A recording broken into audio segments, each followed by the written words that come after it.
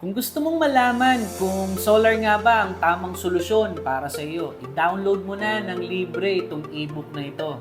Marami ang nagtatanong, worth it ba ang solar? Makakatipid ba ako sa solar? At para sa akin ba ang solar? Kung isa ka sa mga may katanungang ito, para sa iyo ang video na ito. At meron kaming magandang balita para sa iyo. Dito sa MDH Solar Energy Shop, gusto naming gawing madali ang proseso ng pag-intindi ng solar. Kaya gumawa kami ng isang libreng ebook para sa lahat ng Pilipino na gustong malaman kung tama ba ang solar na choice para sa kanila. At ito na ang ating libreng ebook. Gabay sa solar power para sa pamilyang Pilipino. So, ang ebook na to, ginawa siya para matulungan kang mag-assess ng sarili mong sitwasyon.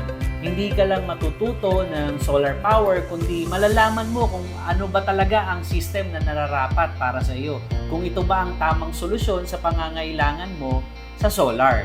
At dito, hindi ka lang basta-basta, pagka nabasa mo na ito, no, hindi ka basta-basta bibili ng solar. Matututunan mo dito kung paano magiging matalinong investment ang solar para sa bahay mo or sa negosyo mo. Ang ebook na ito ay isang bahagi ng advocacy ng MDH Solar Energy Shop. Ang magbigay o magbahagi ng kaalaman sa bawat Pilipino o sa mga kababayan natin tungkol sa solar power. At sa aming experience na pag-install ng solar power sa ating mga kababayan ay marami kaming nasaksihan na kung paano nabago ng solar power ang pamumuhay.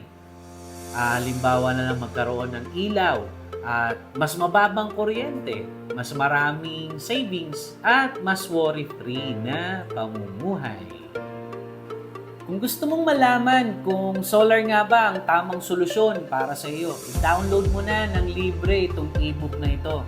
At kung meron ka pang katanungan, i-message mo lang kami sa aming Facebook page which is MDH Solar Energy Shop at handa kaming tumulong.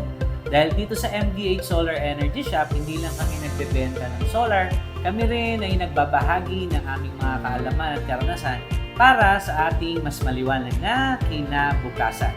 Kaya, solar ba ay para sa iyo? Alamin mo na.